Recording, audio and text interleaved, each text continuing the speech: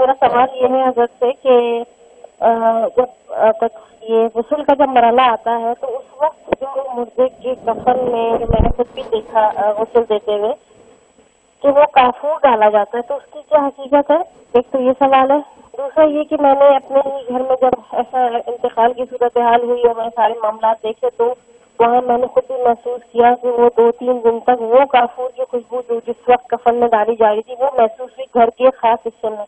تو کیا اس کی کیا حقیقت ہے؟ اس سے خوشبو کیوں آتی ہے؟ اور واقعی کوئی ایسا سلسلہ ہوتا ہے مردے کے دنیا سے چلے جانے کے بعد کوئی ایسا سلسلہ ہوتا ہے کہ وہ خوشبو کا آنا، کیا اس کا کیا آپس میں کوئی رابطہ ہے ایسا؟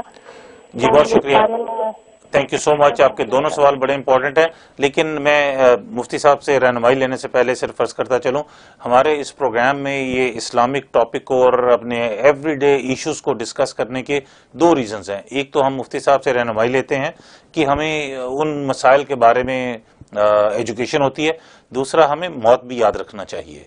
ہمیں آج کے اس ٹاپک سے ہمیں بار بار ذکر کرنے کے بعد موت جو یاد آئی ہے، بہت سارے مسئلے مسائل اس زندگی کے پریکٹیکل ریلیشن شپس میں جس وقت آپ کو موت یاد آئے گی تو آپ کسی کے ساتھ زیادتی نہیں کریں گے، ظلم نہیں کریں گے.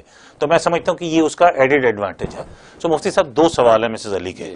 ایک تو انہوں نے کافور کی خوشبو کے بارے میں فرمایا کہ وہ کیوں لگائی جاتی ہے مردے کو، اور دوسرا انہوں نے کہا اب یہ تو تھوڑا سا مجھے خوف سا آ رہا ہے وہ بات سوال کرتے ہوئے بھی کہ دفنانے کے بعد اگر گھر میں سے کہیں سے خوشبو آتی ہے تو یہ کیا اس کی وجہ ہو سکتی ہے؟ بہت اچھا سوال ہے آپ کے، اور واقعی وہ بات صحیح ہے کہ یہ ایسے ٹاپک جو ہوتے ہیں یہ موت کو یاد دلاتے ہیں.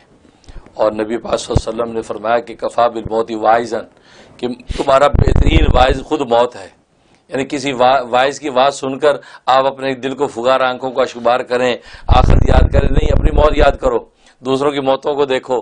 تو بس تمہیں یہ بہت بڑا واعظ ہے، بہت بڑی نصیحت ہے کہ انسان جو ہے وہ سنبھل کے چلتا ہے. اس سے حضرت علی رضی اللہ تعالیٰ فرماتے ہیں کہ موت زندگی کی حفاظت کرتی ہے. بڑا حکیمانہ جملہ ہے کہ موت زندگی کی حفاظت کرتی ہے. تو سوال یہ ہوتا ہے کہ موت زندگی کیسے حفاظت کرتی ہے؟ موت تو خود موت ہے، وہی زندگی کی حفاظت کرے گی. تو جواب اس کا یہ ہے کہ اصل میں جب موت انسان یاد رکھتا ہے تو زندگی محفوظ ہو جاتی ہے. ایک لمحہ زندگی کا ضائع نہیں ہوتا، اور پھونک پھونک کے انسان قدم رکھتا ہے، اور ہر وقت خدا کی یاد میں اپنی زبان کو تر اور تازہ رکھتا ہے، اور خدا کی عبادت سے کوتاہی نہیں کرتا، اپنے کسب معاش کے معاملات کو اپنے وقت پہ پورا کرتا ہے، ٹائم ویسٹ نہیں کرتا، اور فضولیات میں وقت ضائع نہیں کرتا. تو اس سے موت کے تصور نے آپ کی زندگی کو محفوظ کر لیا، یعنی ضائع ہونے سے بچا لیا. اس لیے موت کا یاد رکھنا واقعی زندگی کو ضائع ہونے سے بچاتا ہے.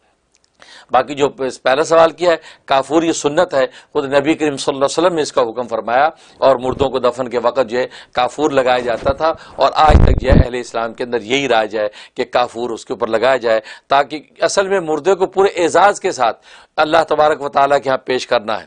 اس لیے کافور لگا کے اس کو خوشبودار کر دیا، اس کے کفن کو، اس کے بدن کو، اور خوشبودار ہو کر اب یہ اللہ کے سپرد اس کو امانت کو کیا جاتا ہے، اس لیے کافور لگاتے ہیں. اب باقی یہ رہا کہ تدفین کے بعد آپ نے کافور کی خوشبو گھر میں کسی جگہ محسوس کی، تو یہ اللہ تبارک و تعالیٰ کی قدرتیں ہیں، کیونکہ وہاں بھی خوشبو چونکہ لگائی گئی ہے کافور کی، ہو سکتا ہے خوشبو کا کوئی ہیولا جو ہے کسی ایک حصے کے اندر آپ کو ظاہر ہو رہا ہے، محسوس ہو رہا ہے. اس لیے خوشبو، کیونکہ خوشبو کا تعلق فضا کے ساتھ ہے، جہاں بھی اس فضا کا اثر زیادہ ہوگا، ہوا کا جھونکا خوشبو کو لے کے چلا گیا تو ساتھ والے کمرے میں بھی خوشبو آنے لگے گی. تو ہو سکتا ہے اس وجہ سے خوشبو آ رہی ہو. تو باقی اللہ تبارک و تعالیٰ کے غیب کے پردے کے پیچھے کیا ہے یہ خدا ہی جانتا ہے. تو خوشبو لگانا کافور کی یہ سنت ہے، اور یہ حکم ہے شریعت کا، تاکہ مردے کے لیے اعزاز ہو. ویڈیو کے نیچے سبسکرائب کے بٹن پہ کلک کریں، بیل کے آئیکن پہ کلک کیجئے تاکہ ہر نئی ویڈیو کی نوٹیفیکیشن آپ کو مل جائے.